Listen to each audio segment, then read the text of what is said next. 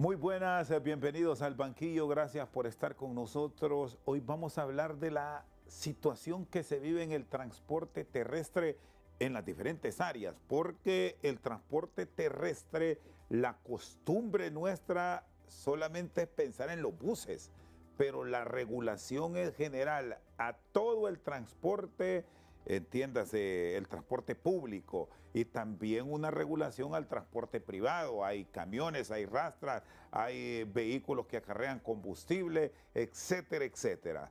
Se exceptúan los particulares que no tienen una función como tal, aunque hay algunos vehículos particulares que en algún momento el Instituto Hondureño del Transporte Terrestre ha tenido que intervenir porque están en funciones que la ley no les permite. Vamos a hablar de todos esos procesos de cambio que se están impulsando y hasta dónde se logró frenar una intención que tenían los sindicalistas y los agremiados del transporte terrestre de pasajeros, que mostraron su malestar por una eventual reforma a la ley, pero que de momento se mantiene bajo diálogo. Licenciado Rafael Barahona, comisionado presidente del Instituto Hondureño de Transporte Terrestre, buenas noches. Muy buenas noches, un saludo a todo su auditorio a nivel nacional, por supuesto. Efectivamente, hay un proyecto de ley en el Congreso Nacional que ya pasó en 2 debates, hay un tercer debate pendiente. Nosotros pues realmente estábamos esperando de que esta semana en el Congreso Nacional se aprobara. No ha sido así, pero sí tenemos la firme convicción de que eso no debe de pasar de las siguientes reuniones que se hagan, puesto que en la Comisión de Transporte participan diputados de todos los partidos y todos ya pusieron su ok. Algunos transportistas que estaban tratando de mostrar alguna oposición a este paquete de reformas que solo trae beneficios para ellos mismos, también ya pusieron su ok en la ley. Entonces no habría, digamos, no tendría absolutamente ningún tropiezo y los diputados deberían de estar pues con toda la certeza de que esa es una ley que solo va a beneficiar al sector transporte, porque estamos hablando de generarles permisos de explotación y certificado de operación a cerca de 30,000 unidades de transporte, casi igual cantidad de concesionarios, porque algunos pues tienen varias unidades de transporte, que en este momento no lo podemos hacer sencillamente porque su unidad de transporte ya está más allá de los años de antigüedad que actualmente dice la ley que le podemos nosotros emitir un permiso, ¿verdad? Es decir, en el caso de las mototaxis, si una mototaxi ya tiene 10 años, ya no le podemos emitir un permiso de operación. En el caso de los autobuses, dependiendo del tamaño, pero si ya tiene 15 o 20 años, pues tampoco ya le podemos emitir un permiso de operación.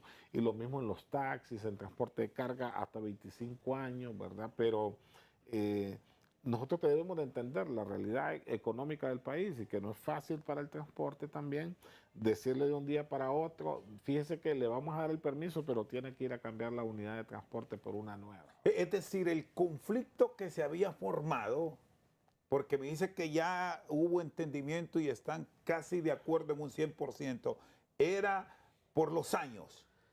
Sí, no, y O por ellos una estaban, regulación abierta que sí, se había planteado, Rafael. ellos estaban pensando que estaban dando luz verde como para emitir certificados y permisos nuevos de explotación sin el cumplimiento de la ley. Es decir, entregar permisos de explotación A la garduña.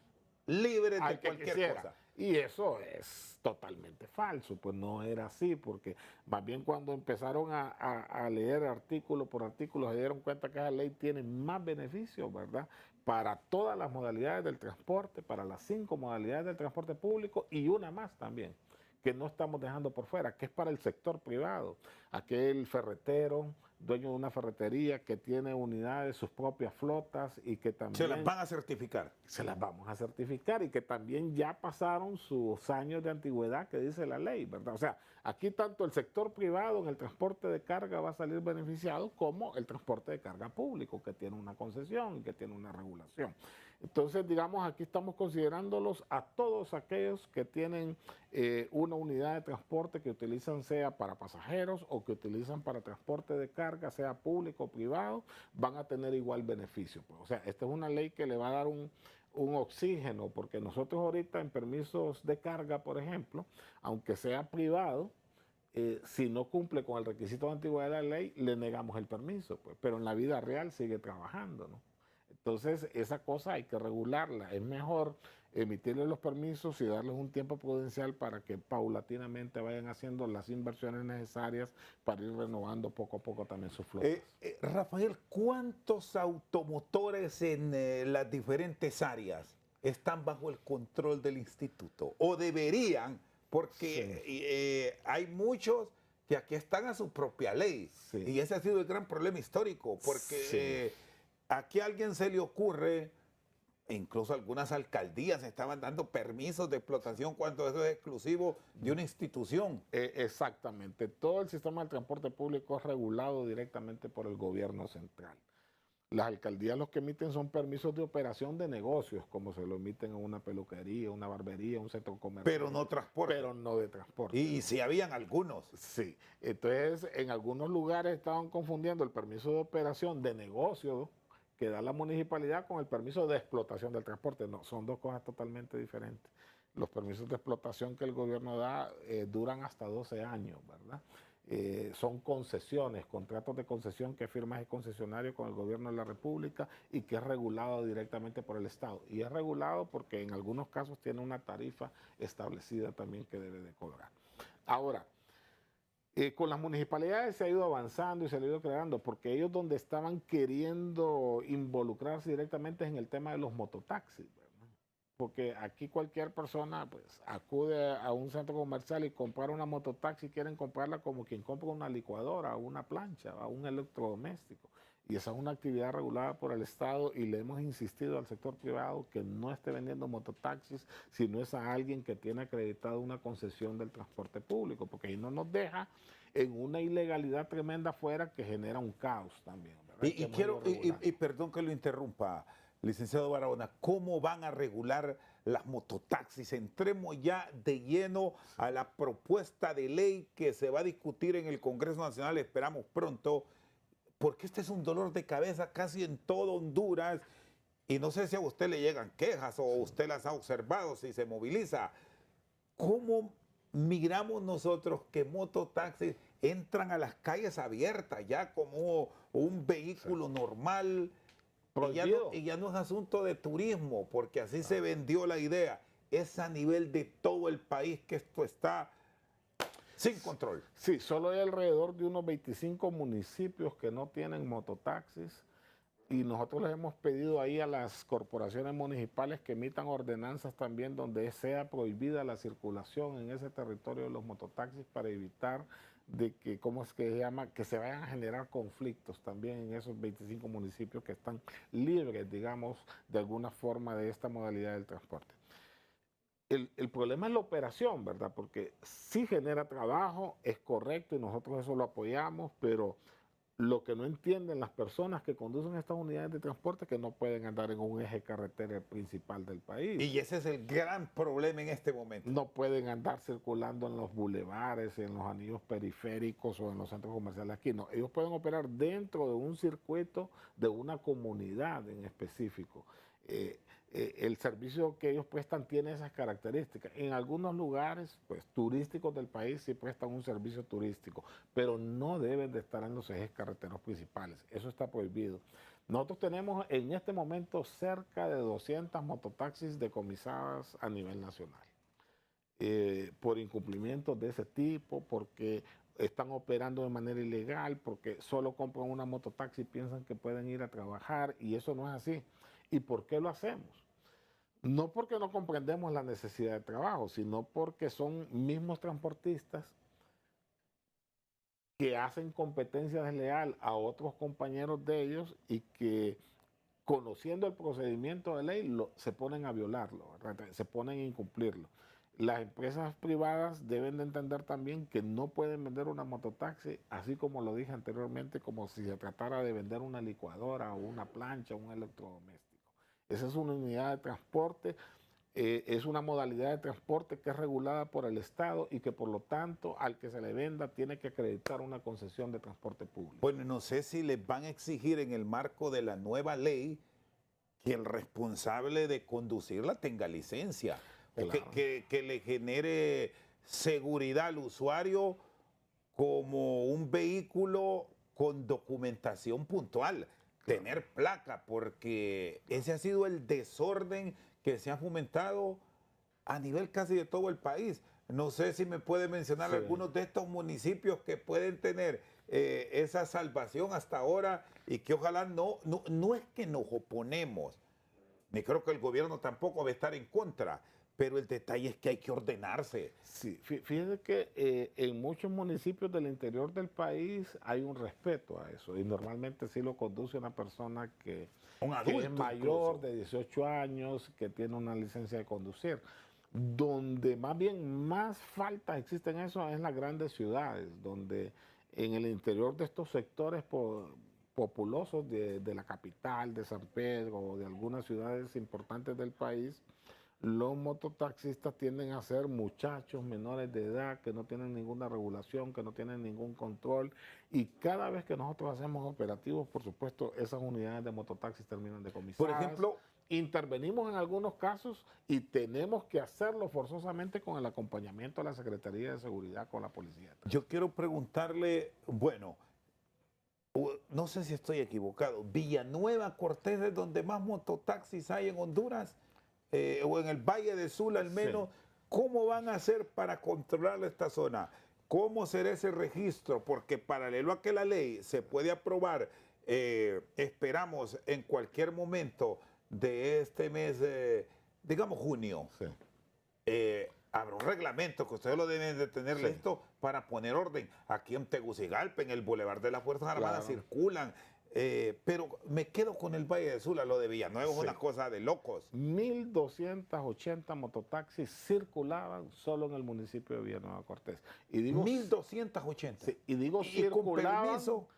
no, ni siquiera con permiso. Una parte de ellos ya tiene permiso, estamos entregando como 100 permisos. En estos días entregamos creo que como 40, 50 permisos y esta otra semana que viene vamos a entregar otro paquete como de 70 permisos ahí en el municipio de Villanueva. Pero hicimos un gran acuerdo con las organizaciones de mototaxis, las autoridades locales, nosotros como institución rectora o reguladora de este sistema de transporte y sacamos 600 mototaxis de ahí de circulación de Villanueva. Porque el problema es que Se fue llegaban casi la mitad. la mitad, sí. Y hoy están operando de una mejor manera. Usted cuando va a Villanueva ahora ya no mira qué saturación de mototaxis. No, llegar a un lugar donde había un semáforo ahí en la, Puro mototaxi, en la puro mototaxista. calle principal al norte del país, la CA5, será Sí. una cosa de, Sí, estamos de de acuerdo. admirarse y de asustarse. Sí, y solo de Villanueva, ¿verdad? Lamentablemente voy a decir, bueno, se tuvieron que decomisar cerca de 100 mototaxis, ¿verdad? Con acompañamiento ahí de la Secretaría de Seguridad, del Ejército, de las autoridades locales, para poner orden, porque además no tiene sentido para ellos que hayan cerca de 1.300 mototaxis porque estaban fracasando todos desde el punto de vista económico. Y cuando se decomisa, ¿qué pasa? Hasta 6 meses las podemos tener decomisadas cuando una mototaxi, en este caso no estaban ni en el censo, ni estaban bajo el paraguas del gran acuerdo que se hizo y por otro lado eran mototaxistas que sí aparecían en el censo de San Manuel Cortés, de Pimientas, de Potrerillos, de municipios aledaños y que se iban a trabajar al municipio de Villanueva. Entonces, ellos han tenido que retornar obligadamente a los municipios donde sí pueden operar. Entonces, estamos en una regulación ahí permanente, ¿verdad? Y sí se ha avanzado, pues, en esos casos problemáticos y álgidos que existen como el municipio de Villanueva Cortés. Este tema de los mototaxistas es un tema, pues, complejo, pero le vamos a entrar de lleno con Secretaría de Seguridad, con el apoyo de la Secretaría de Defensa, con el apoyo de las autoridades locales, a entrar a un proceso de certificación. Los pilotos tienen que ser... los motoristas de esas unidades de transporte tienen que ser primero mayores, por lo menos de 18 años. Tener licencia. Tener su licencia. Va a tener un costo. Y además de tener licencia, recibir las certificaciones como un motorista de transporte de personas. Pues, que eso está en la ley, está obligado. no va a ser una cosa que va a suceder en 3 meses o 6 meses, pero hemos avanzado enormemente. ¿Cuántas en este momento, estamos hablando de las mototaxis que circulan a nivel nacional, los números de Villanueva alarman? Sí. A nivel nacional, ¿tienen alguna idea de cuántas son? Y hoy, usted como autoridad del transporte terrestre en Honduras me dice, Rafael Barahona, ¿son tantas las que tenemos Sí. identificadas? ¿Cuántas hay? Sí, hay alrededor de 25.000 mototaxis a nivel nacional. Y legalizadas que ustedes le dicen ahora mismo a alguien en Tegucigalpa, aquí hay tantas, en Villanueva hay tantas, Sí. en Santa Cruz. Legalizadas que no solo nosotros hemos emitido en este gobierno cerca de 2.000 permisos. 2.000 permisos. Y encontramos nada más 350 permisos que habían emitido autoridades anteriores. O sea, de 300 legales han pasado a 2.000. Y ¿sabe qué es lo bueno? Que hoy tuvimos una reunión con 2 municipios de mototaxis, que ahorita en el equipo que tenemos designado para revisar mototaxis, ya limpiamos todos los expedientes. Es decir, ya no hay un expediente completo que se pueda trabajar. Entonces le hacemos un llamado a los mototaxistas a nivel nacional, expediente completo que llega con todos sus documentos, expediente que se saca en 10, 15 días. Ahora, hay una cantidad como de 2.000 expedientes también que fueron requeridos, es decir, no estaban completos, le faltaba ¿Qué algún debe documento. enviar un mototaxista a ustedes para que le certifiquen y le den una documentación que le legalice su actividad de transporte? Son sencillos los requisitos. Mire, tiene que estar constituido como empresario o como comerciante individual la persona. Tiene que ser una persona jurídica. Entonces necesita su escritura de constitución, necesita su constancia de la Procuraduría General de la República que no tiene demandas contra el Estado. Necesita su solvencia fiscal, es decir, que no tiene cuentas pendientes de impuestos con el Estado. Necesita sus antecedentes penales, judiciales, y necesita, bueno, tener un abogado, un representante legal para acreditar estos documentos, hacer su solicitud formal, sea de primera vez o de renovación en esta modalidad. Los requisitos son los mismos para todas las modalidades del transporte. Y no es que no cuesta miles de lempiras esto. Escritura de constitución, constancia de la PGR, solvencia fiscal, el RTN, la copia de la identidad. Básicamente esos son los requisitos que ocupa. ¿Cuánto paga una unidad de estas que se decomisó y la quieren 11.000 lempiras es la multa. Esa sí no es negociable. Una vez que se aplica, no. A menos que se haya aplicado de manera incorrecta, ¿verdad? A alguien que tenía un permiso y que el inspector, porque a veces se dan ese tipo de cosas también en la calle, ¿verdad? Que se genera un abuso, el concesionario asiste, no, mire, yo aquí tengo mi permiso, me le aplicaron mal esa multa, entonces se hacen las correcciones respectivas. Pero si anda ilegal operando, son 11.000 lempiras y hasta 6 meses la retención de la unidad en los planteles del IHTT decomisado. Bueno, ahí tenemos unas imágenes y perfectamente este es un servicio que si aquí nos ordenamos, lastimosamente hemos vivido en una Sodoma y Gomorra, aquí a nivel de país. ¿Qué de malo hay en una regularización? Les han hecho protestas, sí. le señalan, no sé si en algún momento ustedes han tenido miedo, licenciado Barahona, por aquello de que incluso han dicho que antisociales están metidos en este negocio. Es que fíjese que el sector transporte, y no solo la modalidad de mototaxi, pero sí lamentablemente se dejó infiltrar, por el mal, por así decirlo, se dejó infiltrar por esos grupos que le hacen daño a la sociedad. Entonces, ya estando ellos adentro, pues fueron ganando quizás algunos espacios. Por eso son los procesos de certificación, ¿verdad? De los motoristas, porque también tienen que acreditar sus antecedentes, tienen que acreditar ante la policía y ante los órganos competentes de que es una persona de bien y no de mal, ¿verdad? Es decir, usted tiene que saber si el que conduce ahí pues, es un extorsionador, por ejemplo, si ya está denunciado, si ya ha estado condenado por eso y si siguen ese tipo de actividades ilícitas. Entonces, esas depuraciones de motoristas es importante hacerlas porque una de las cosas que yo más cuestiono con los dueños de las unidades de transporte es que no tienen control sobre los que conducen esas unidades de transporte. Y en el caso de los buses, quienes la conducen y quienes además andan de ayudantes, en el caso urbano de aquí, que un ayudante que no se requiere y no se necesita, pues es un bus pequeño, o sea, que el mismo motorista puede realizar dicha labor. Entonces hay que entrar a los procesos de modernización, en el caso del transporte urbano, porque esos van a ayudar a mitigar también en una gran medida este tema de este flagelo. Muy bien, el director del Instituto Hondureño del Transporte Terrestre, Rafael Barahona, con nosotros al banquillo. Pausa, cuando regresemos vamos a hablar de la otra modalidad, el transporte de carga, que también ha estado con exigencias y con demandas. El control de pesos. Usted ve vehículos que le ponen cualquier peso. Ahí las básculas que ha pasado con ellas. ¿Cómo regular todo esto después de la pausa? Bueno, seguimos al banquillo con el director del Instituto Hondureño del Transporte Terrestre. Ya vamos a entrar al tema también del transporte público, del transporte urbano e interurbano, que ese es el del mayor conflicto. Sí. Pero transporte pesado, ¿cómo lo van a regular? Y no sé ustedes, Rafael, hasta dónde se involucran en el control de pesos, porque aquí, por donde circulemos, encontramos algunos automotores. No somos expertos, ustedes son los que conocen, pero solo con observarlos nos enteramos que llevan exceso de carga. Sí, pero ha habido bastante regulación, la verdad. El que anda con sobrepeso normalmente lo hace a altas horas de la noche, pero en el día, en los ejes carreteros principales donde nosotros tenemos operativos, digamos, permanentes, desde las 6 de la mañana, hasta las 8 o en algunos lugares hasta las 10 de la noche, es muy difícil que pasen con sobrepeso. Después de las 10 de la noche hasta las 5 o 6 de la mañana, sí es más usual que esta actividad pueda suceder.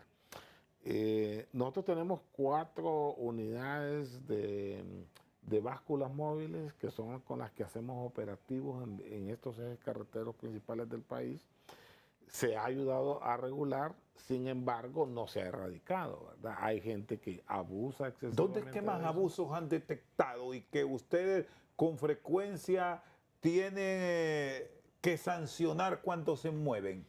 Mire, se ha detectado abuso en tema de productos perecederos, ¿verdad? Los que jalan bastante fruta que entran de Guatemala al país. Otros que siempre andan con sobrepeso, pero ahí tenemos un nivel de tolerancia nosotros porque la verdad las cosas es que la unidad de transporte sí está diseñada para eso. Más sin embargo, las carreteras... El problema es... No, la carretera es la infraestructura vial. Exacto, no está diseñada tanto para soportar peso, pero por ejemplo, en el caso de los que jalan materiales como la arena, como la grava, como las piedras, las volquetas están diseñadas para el peso. Pero entonces, si nosotros, la cinta asfáltica o el concreto hidráulico no. Quizás no tiene las especificaciones necesarias. Entonces, digamos ahí, les hemos bajado las jorobas que llevaban, ¿verdad? Y les hemos dicho, no, al ras de la paila. Pero aún andando al ras de la paila, se les está dando un margen importante de sobrepeso. Y eso lo reconocemos hidalgamente porque si no sería castigar al que quiere construir una casa, pues porque en vez de llevarle 10 metros de arena, le llevarían 3 o 4. Y algunas regulaciones, Rafael, que deben tener, que hemos observado que, por ejemplo, las volquetas deben tapar el producto. Sí. Una tela, una malla especial, un toldo. Entonces, ¿qué hacer para que eso se cumpla? Los que acarrean caña de azúcar, por ejemplo, hemos visto con esos vehículos que son vehículos compuestos en algunas ocasiones y van dejando son articulados, son vehículos articulados. Entonces, ¿cómo hacer que respeten? Porque al final es hasta un bien para ellos mismos. Nosotros aquí tenemos que trabajar con un equilibrio, mire, y lo hemos logrado entre el sector privado y el transporte de carga, para 2 cosas. Uno, para regular los pesos, que los bajen, porque antes los sobrecargaban demasiado y eso se ha logrado. Y lo otro, para que paguen, digamos, la tarifa que está establecida en ley, que paguen lo que corresponde en un flete. Se ha ido mejorando eso también sustancialmente. Entonces, digamos, ahí los 2 sectores están tratando de conseguirse ese equilibrio permanentemente y se ha ido avanzando. Y eso lo reconocen muchos transportistas. Hoy les pagan mejor sus fletes y les cargan menos también, es decir, que hay más trabajo, ¿verdad? Y tienen que cargarles menos sencillamente porque las unidades de transporte tienen un diseño y tienen ciertas especificaciones de los pesos máximos que también deben de transportar. Ahora, en el tema de los cañeros, es importante, esos causan bastante destrucción, ¿verdad? Porque las dos cestas esas, o los articulados con esas canastas que llevan bastante sobrepeso, claro, eso lo pueden usar dentro de los planteles, en las calles de tierra, ahí digamos no hay problema, ¿verdad? El tema es cuando salen ya y que tienen que utilizar un pequeño tramo del eje principal y que ahí causan bastante daño. Pero hoy al menos sacan sus permisos y durante el periodo de zafra que dura 5 o 6 meses, ¿verdad? Les hemos pedido que bajen también esas jorobas, sino que anden las cestas como deben de ser, en la capacidad y en la altura que tienen y para lo cual fueron diseñadas. Ese procesamiento de la caña o esa forma de extracción, eso pasa en todas partes del mundo. Entonces, si nosotros dejamos en desventaja a los productores nuestros con relación a los de otros países, también se genera un desequilibrio y una competencia desleal para ellos con otros países en el mundo. Las velocidades, vamos a las velocidades, porque hay un sector del transporte de carga, los que acarrean combustible están dentro de Sí. ese rango, los que también traen algunos productos como refrescos, Sí. algunas bebidas, agua, que sí son muy respetuosos. Creo que el transporte que acarrea combustible incluso tiene hasta una regulación en la Sí. velocidad. Los gobernadores famosos, Los gobernadores. que se ha venido insistiendo a lo largo de la historia del transporte cuando hemos tenido acceso al control de velocidades. ¿Qué dice la ley, la nueva ley? Sí, fíjese que en ese tema hemos ido avanzando con incorporación de tecnología, más con poniéndonos de acuerdo, ¿va? Y le voy a contar un ejemplo después de contestarle esta parte de carga, pero ojalá no se me olvide para hablar del corredor de Olancho a nivel de transporte interurbano. Le voy a decir lo que estamos haciendo ahí y con unas unidades también de unas rutas del sur, ¿verdad? Que ya tienen tecnología full Mickey, ¿verdad? Y que los vamos a regular ahora en una sala de monitoreo con pantallas así en tiempo real, 24 horas del día, etcétera, etcétera. Pero en este tema de transporte de carga, sí, transporte de combustible es de los, digamos, más profesionales en ese aspecto y que tiene tecnología incorporada para estar monitoreando al motorista que no se vaya a dormir, para hablarle al motorista si lo ven que va con sueño, que va cansado, el gobernador para regular la velocidad máxima a la que puede andar en los diferentes tramos por donde va a recorrer. Esa es tecnología aplicada en el sistema. Incluso los horarios juegan un papel fundamental, claro, por aquello de que a determinada ciudad no puede ingresar en horas del día, sino que solo van a ser en horas nocturnas. Sí. Y la única manera de controlar esto que estamos hablando ahorita reviste una vital importancia, ¿verdad? Porque esa tecnología que utiliza la empresa privada para en el tema del transporte especial de combustible, ¿verdad? Es una herramienta excelente de administración para ellos, que les ayuda a evitar accidentes y les ayuda a administrar mejor sus unidades de transporte. Entonces, esa tecnología, que para ellos es una herramienta de administración, para nosotros va a ser una herramienta de regulación también. Entonces, aquí estamos ganando todos. Ahorita brevemente le cito transporte interurbano de Olancho, si me lo permite. Sí, con gusto. Hoy mismo firmamos un acuerdo en horas de la mañana donde los transportistas interurbanos de Olancho, cerca de 300 buses, les vamos a poner GPS y los vamos a monitorear en tiempo real. ¿Para qué? Para evitar la competencia desleal en el corredor. Vamos a combatir la ilegalidad y ellos van a respetar horarios para no estarle incomodando. Solo es Olancho ahorita este pilotaje. Sí, Olancho y norte de Francisco Morazán, Langa, Guaymaca y otros municipios que están en ese corredor. ¿Por qué? Porque ahí ha habido la ley del más fuerte, ¿verdad? Tal vez tiene un horario, pero está saliendo en otro, entonces está afectando al otro y el otro afecta al otro porque sale después. Entonces es una cadena de distorsión la que se... Pero ¿qué es lo bueno aquí? Que los transportistas están de acuerdo. Entonces, vamos a ponerle GPS y después en otra etapa vamos a entrar con las cámaras también, ¿verdad? Nosotros ya tenemos algunas rutas y algunas cosas que estamos monitoreando en tiempo real. ¿verdad? Y ojalá podamos tener un programa un día de estos para que miremos aquí en tiempo real qué están haciendo los No, motoristas. hagamos algo Mire, y nos comprometemos, sí. Rafael. Incluso ¿Y quiere que le diga algo? solicitamos la producción y hacemos Sí. el programa Desde del allá, centro de desde el centro de monitoreo. monitoreo. Y Fíjese ahí que se puede hasta preguntar. me reportaba hoy, me amaneció un reporte del personal que tenemos ahí, ¿va?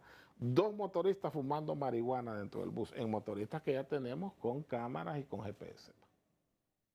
Eso es ser demasiado atrevido porque saben que ¿Verdad? los No, están ¿qué es lo que monitoreando. procede? ¿Qué pasa en un La caso de- sanción, ¿va? Entonces nosotros notificamos al concesionario, al dueño del bus, porque entonces, el dueño del bus tiene que saber que ese motorista le está fallando y que le está generando una sanción a él, porque nosotros no sancionamos al ¿Qué motorista, pasa? sancionamos Correcto. al dueño de la unidad. ¿Qué pasa en ese caso que la evidencia está? Que el conductor de ese bus, ustedes lo tienen chequeado que fumó marihuana. Nosotros sancionamos al concesionario. ¿Cuál es la sanción, Rafael? La sanción en ese caso creo que anda de 2.000 lempiras. Y ese conductor no puede seguir en No. el autobús. Ahí el tema es que el que sanciona al conductor es la autoridad de tránsito. Nosotros tenemos poder coercitivo sobre el concesionario. Ese el dueño paga de la 2.000 unidad. empiras. Sí. Y ustedes le notifican a tránsito, este notificamos a conductor tránsito. estaba fumando marihuana. Y además de eso los vamos a intervenir. ¿Por qué? Ese motorista, si quiere trabajar como motorista de transporte público, tiene que ir al IAFA, tiene que ir a rehabilitarse, a recibir todas las cosas, a desintoxicarse. Y cuando pase las pruebas toxicológicas, entonces se le puede dar la oportunidad de trabajar. Porque no vamos a decir que la gente no tiene derecho a tener oportunidades. Claro que tiene derecho, pero no puede seguir en lo mismo. ¿Por qué? Porque anda un bus con niños, con mujeres, con hombres, mayores, qué sé yo. Y si está conduciéndolo en ese estado, ¿qué es lo que va a pasar? Puede tener un accidente. Bueno, si una de las causas de muerte de mayor incidencia en Honduras, si vemos las estadísticas a final de año, las da la autoridad de tránsito y seguridad, son accidentes de tránsito. Entonces, la tecnología es la que nos puede ayudar, porque nosotros no podemos poner un inspector en cada bus, pero sí podemos monitorear. Pero sí podemos tener 40 empleados vigilando 10.000 unidades de transporte, pues le da 100 unidades que la monitoreen a cada persona en 2 o 3 turnos de trabajo. Eso sí lo podemos hacer y es más efectivo. Y entonces nosotros podemos ir corrigiendo todas esas falencias con tecnología incorporada en el sistema del transporte público, y por eso estamos insistiendo en los proyectos de modernización, de los cuales en San Pedro Sula esperamos dar buenas noticias en los próximos días. Muy bien, Rafael Barahona con nosotros al banquillo. Pausa, ya regresamos. Seguimos al banquillo con Rafael Barahona. Es una mafia esto, Rafael, así lo encontró, tuvo miedo cuando observó cómo estaba el transporte. De ese momento en que llegaron a hoy, ¿qué valoración le daría usted a la respuesta que constantemente el ciudadano exige? Porque el usuario del transporte público, sea urbano o interurbano, es de queja diaria, que asientos en mal estado, que ayudantes malcriados, que sucios Claro. algunos autobuses. No todo va porque Sí. hay excepciones de la regla, pero la queja es diaria. Sí, sin duda alguna que lo que pretendemos es un cambio radical en el sistema del transporte público, si lo queremos dignificar, si le queremos dar verdaderamente a la población un servicio digno.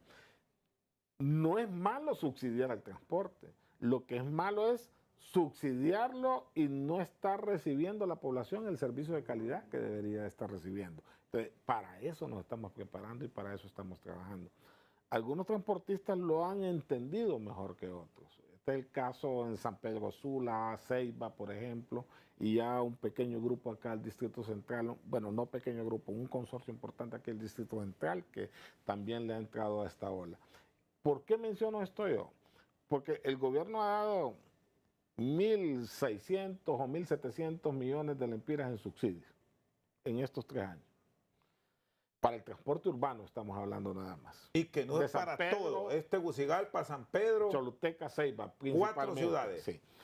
Donde más se mueve la población, en los lugares de, digamos, de mayor urbanización en el país, de mayor cantidad de habitantes. Entonces, ¿qué sucede? En San Pedro Sula, los transportistas en este último año y medio, ¿verdad? Firmamos un acuerdo con ellos para entrar al proyecto de modernización. A esta altura ya tienen cerca de 200 millones de lempiras ahorrados en el consorcio. ¿Quiénes forman parte del consorcio? ¿Quiénes son los accionistas? Los transportistas que actualmente prestan el servicio en San Pedro Sula.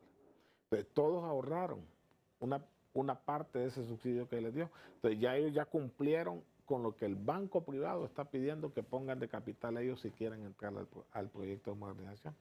Entonces, ¿en qué gestión estamos? Gestionando una parte de los recursos para que Banprovi se los pueda dar al banco privado que les va a prestar a ellos y se los presten al 4%, a una tasa baja de interés, ¿verdad? Para que el proyecto sea financieramente factible. Entonces, es un proyecto de 114 millones de dólares, casi 600 autobuses completamente nuevos, donde estoy seguro que usted que ha ido a otras ciudades importantes en el mundo ha visto que el transporte allá tiene wifi, es con aire acondicionado, con sistema de pago electrónico, con cámaras, un transporte seguro y que está siendo monitoreado permanentemente. ¿Y por qué se ha fallado tanto? Si me dice que hay ejemplos que se ha ido avanzando como el caso de San Pedro Sula, pero aquí solo es que como que arrancamos con una muestra en 2, 3 unidades y luego se pierde esa intención. ¿Quién está fallando? ¿Hay trabas que le ponen al mismo estado los transportistas o por qué esa lentitud, Rafael? Aquí en el Distrito Central ya hay un consorcio que ha decidido ahorrar y ya empezaron a ahorrar. Dejaron 2 meses enteros de subsidio, noviembre y diciembre, que se los pagamos hace un mes. Ya ellos lo tienen en la cuenta del Como consorcio. un seguro de depósito. Exactamente. Y ese dinero no se toca ni un centavo si no es para el proyecto de modernización. Así está firmado y autorizado por los transportistas que forman parte de ese consorcio. Entonces, ya hay un grupo, un consorcio aquí en el Distrito Central que ha decidido ahorrarse, seguir como ese camino de San Pedro Sula. Ahora, en San Pedro Sula nosotros estamos aspirando. Si Banprovi nos autorizan a 900 millones de lempiras que se están trabajando, la autorización a través de la Secretaría de Finanzas, porque no es dinero regalado, es dinero prestado y el gobierno no va a correr ninguna pérdida. Y hay una seguridad de pago. Porque el banco no le va a prestar si no es factible su proyecto. El subsidio puede ser la garantía. Es parte de la garantía, pues es parte de los flujos. Pero además de eso, es como cuando el banco le presta con recursos de Banprovi para una casa, ¿va? Responde pues la casa, responde el bien. Y Banprovi no pierde si usted la deja de pagar esa casa, sino que el banco la recupera y vuelve a hacer eso. Y el banco es el que está respondiendo a Banprovi. Es decir, el gobierno aquí dice que no tiene ya nada que perder, porque son recursos que le van a prestar y los riesgos son de los transportistas y del banco privado que va a entrarle también a este proyecto con parte de recursos. Entonces, esperamos nosotros que en estos días tener esa respuesta positiva tanto de la Secretaría de Finanzas como de Banprovi. Ya tiene el ok también desde nuestro punto de vista del nivel presidencial para que se busquen esos recursos y se asignen al presupuesto de Banprovi. Si eso se da en los próximos días, a finales de año sin duda alguna vamos a tener un sistema diferente en San Pedro Sula. Y de la capital asumen la responsabilidad, Rafael, que concluyendo la administración, por lo menos vamos a ver procesos de modernización en el transporte, porque hace muchos años hemos deseado que alguien que se suba a una unidad del transporte que han sido víctimas de la extorsión frecuente pague con una tarjeta, con un plástico, que no anden ayudantes, que les permita eso que usted señalaba, que así como estamos con estas pantallas en la parte posterior nuestra, que diga, esta es la colonia Kennedy, aquí estamos monitoreando la unidad 475, cómo se está movilizando. En eso no es nada del otro mundo. Ruta por ruta los está monitoreando. O sea, eso solo con tecnología vamos a poder garantizarle un buen servicio a la población. Porque si la población no sea maltratada ni respetada por el motorista o por el personal que está trabajando en el sistema del transporte público. Que además hayan garantías de cumplimiento de recorridos y de horarios, que no anden peleando por un pasajero, porque todo el recaudo, todo pasaje va a una caja única. A veces es hasta el mismo dueño que le confió sus autobuses a 2 personas que se van, así lo decimos, matando por llegar por uno o dos pasajeros. Se paran en cualquier lugar. Bueno, ese es un dolor de cabeza histórico. Forman filas en una ciudad congestionada y se creen los dueños. Y ahí regresamos, pues ¿cómo vas a ver si se paró en un lugar que no debe, si está mal estacionado? Con el GPS, con la pantalla, con la tecnología. O sea, esas cosas, si incorporamos la tecnología, vamos a tener un mejor sistema de transporte público que va a prestarle un mejor servicio a la población, que es el fin primordial del gobierno. Entonces, no es lo malo pagar el subsidio, lo malo es pagarlo y no estar recibiendo el servicio que debería de recibir la población. ¿Para cuándo estaría por lo menos aquí en Tegucigalpa, un promedio de un 25% del transporte? Mire, como aquí en Tegucigalpa el proceso va a ser diferente al de San Pedro Sula, ¿verdad? El de San Pedro Sula es de un solo. Allá ya avanzaron. Con todas las unidades nuevas, ¿verdad? Aquí en Tegucigalpa va a ser un proceso gradual, ¿va? Tecnología y un lote de unidades. Y gradualmente quizás nos lleve 3, 4 años. Bus nuevo no sale con permiso si no está con la modernidad al servicio del usuario. Bueno, así lo estamos haciendo. Le voy a contar una historia y eso yo lo miré. Es una cosa de locos en plena ciudad.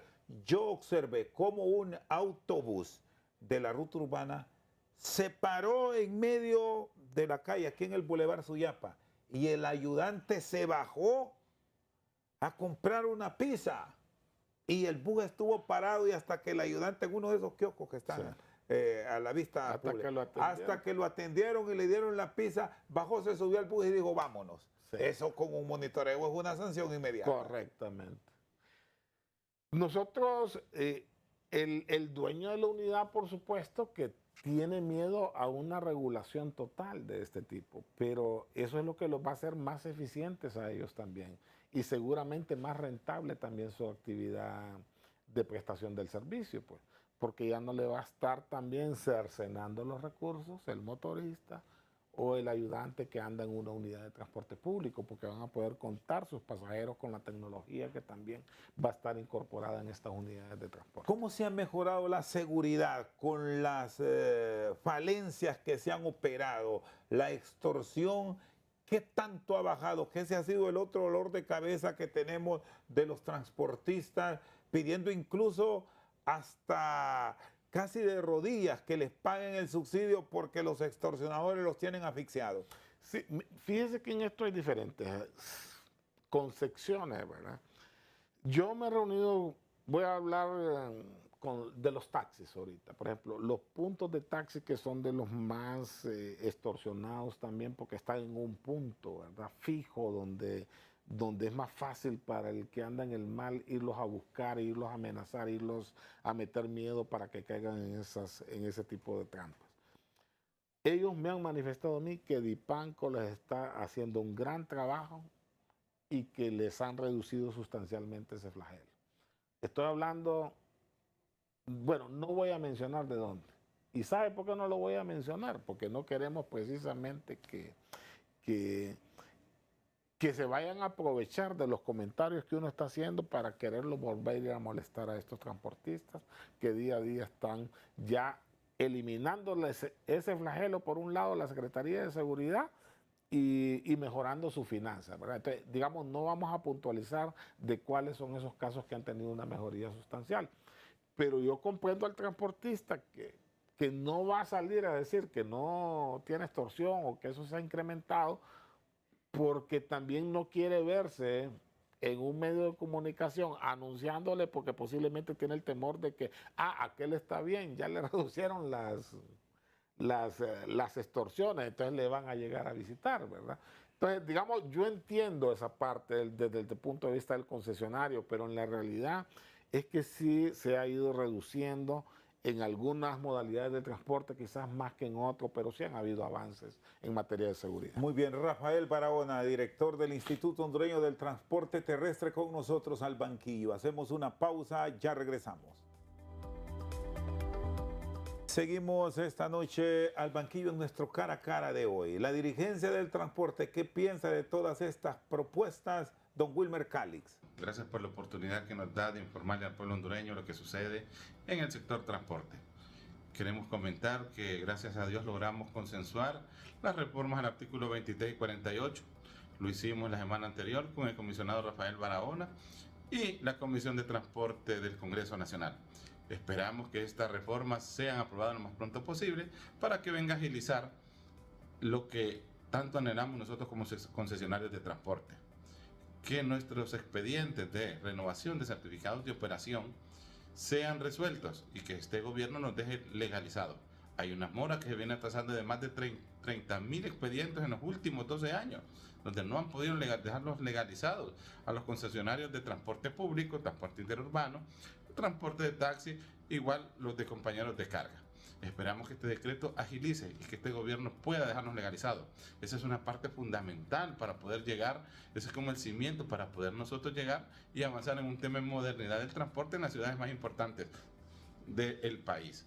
Vemos que este gobierno ya está último año de su gestión y esperemos que dejen la semilla de cambio en el tema de modernidad. Nosotros como empresarios del transporte queremos hacer un cambio, queremos cambiar el servicio, queremos modernizar nuestras unidades, queremos poner cámaras en nuestras unidades de transporte, queremos mejorarle el servicio al hondureño, que es en lo que tanto se aqueja, pero necesitamos claramente el acompañamiento del gobierno central, porque solos no lo podemos hacer. En ningún país se ha llegado a un tema de modernidad los transportistas solos.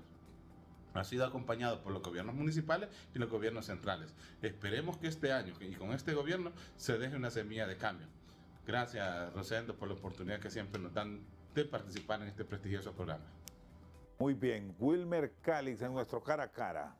Esperan que se dé el impulso y por lo menos dejar esa semilla, Rafael, y esperando, porque el gran problema que hemos tenido aquí en el país es que cuando se dan los cambios de gobierno y más si el que llega al ejercicio de la administración pública no es del mismo partido que le antecedió, vota todo. Que si hay algo bueno que se ha dejado, se continúe.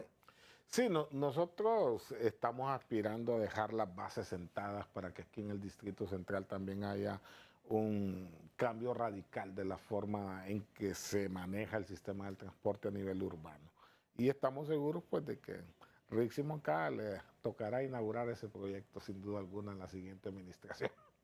Sí, ¿y cómo esperan que este proyecto no tenga trabas, que no se obstaculice justamente por este punto que me decía, sí, lo político, porque sí, vamos a entrar en una actividad proselitista que cada quien toma su rumbo, Rafael, y usted ha sido político y lo conoce. Claro, claro, y fíjese que nosotros realmente aspiramos a que, indistintamente, porque también el partido al que yo pertenezco va a ganar y no significa que no van a haber cambios. Claro que van a haber cambios en una nueva administración, pero sí aspiramos a que las cosas positivas que se están haciendo dentro de la institución continúen, por supuesto, indistintamente de quién pueda estar al frente de una institución. Porque siempre hay mucho celo. Sí, y fíjense que nosotros queremos dejar estos proyectos de modernización en estas principales ciudades, los queremos dejar con un decreto, ¿verdad?, con la fuerza de ley suficiente para que se sostengan en el tiempo, por lo menos hasta que los proyectos no solo inicien a implementarse, sino que se terminen de pagar también. Es decir, que en un periodo de 10 años estos proyectos deben de quedar blindados para que esté garantizado el respaldo del gobierno por un lado, pero además esté garantizada una prestación de servicio de calidad, eficiente, cómoda y segura para la población. ¿Y qué garantía hay también a propósito de dejarlo con decreto que dé la fuerza de ley para la continuidad de una buena obra, que en estos meses que restan no van a venir los favores de los políticos y se van a comenzar a tirar permisos a la garduña, al que quiera, porque es de mi simpatía, quiere un permiso de explotación en tal lado, aquí lo tiene, vaya esto? Porque eso vendría a romper una armonía hasta ahora creada. Pero nosotros en eso hemos sido bien cuidadosos. Hemos tratado de actuar con objetividad, donde existe el espacio técnico y la necesidad real de un sistema del transporte adicional, ahí se están haciendo los estudios o se han otorgado contados con los dedos de las manos en los lugares. ¿Nuevos permisos que Rafael Barahona autorizó con firme y sello? No, a nivel de autobuses Ni con esta Son mano que pocos. tengo aquí los va a contar nuevas concesiones que nosotros Es hagamos. más renovación. A nivel de taxis, sí, en algunas ciudades se han otorgado algunos permisos. Y se logró controlar eso que también se criticó de que habían personas hasta con, usted lo dijo, que Sí. tenían hasta 150 números y a lo que se dedicaban era alquilarlos. Mire, en Ceiba hay casos extremos, ¿verdad? En la Ceiba. En la Ceiba. Ahí le dimos concesiones nosotros a los motoristas que tenían 15 y 20 años de alquilar un número, ¿verdad? Y que el carro es de ellos y que pagaban a alguien que tenía en su poder las concesiones, ¿verdad? Ahí en Ceiba hasta 9, sí, vamos a ver, entre 3 concesionarios tienen 1050, 1060 concesiones, ¿verdad? Entre 3 concesionarios, prácticamente ellos, y no tienen ningún vehículo, ¿verdad? Sino que todos los vehículos son de quienes les alquilan a ellos las concesiones. Por supuesto que cuando dimos allá alrededor de 100 concesiones nosotros a motoristas que tienen 10, 15 años. Se revolvieron. Se revolvieron, pero nosotros nos mantuvimos firmes y cumplimos nuestro compromiso. Se logró controlar eso de la Ceiba en parte. Bueno, en parte se está haciendo justicia de manera paulatina, ¿verdad? Pero, digamos, son casos atroces que realmente existen en algunas partes del país. Bueno, producción me dice, sé que eso no lo manejan ustedes, pero le voy a trasladar la interrogante porque es otro de los sectores que se nos ha quedado, ese vehículo particular. ¿Qué hacen ustedes con las motocicletas? ¿Hay alguna idea que trasladan al Poder Ejecutivo, a la Secretaría de Seguridad para el control, partiendo de que estos caballeros y algunas damas, pero más los hombres, que están al frente de las motocicletas, es un peligro verlos circular en calles y avenidas, bueno, no, en todo Honduras, incluso hasta con menores al volante? Sí, mire, a nosotros eventualmente nos piden opinión algunos diputados de la Comisión de Transporte para temas de transporte público. En este caso las motocicletas no, pero le voy a dar mi opinión. Para mí ninguna motocicleta en el país debería de circular si no tiene un seguro de daños a terceros y un seguro de accidentes. El presupuesto de salud pública se ha visto enormemente afectado por accidentes vinculados con motocicletas. Entonces, el seguro va a ayudar pues, a compartir ese gasto en salud por un lado, por otro lado las medidas que va a tomar a través de la Dirección de Tránsito de la Secretaría de Seguridad, ojalá que sean positivas, con un fondo que creo que crearon de alrededor de 50 millones de lempiras para tratar de mitigar accidentes. La verdad es que tiene que haber un cambio cultural en el uso y la forma como se conducen actualmente los motociclistas en todo el país. Rafael, gracias por su tiempo y esperamos que tengamos tiempo este año, antes de que finalice el gobierno, de estar en un programa y ir con un monitoreo, claro, y tener la claridad de cómo se está cambiando la estructura del transporte terrestre en Honduras, que sí es urgente. Por su sintonía esta noche al banquillo, muchas gracias.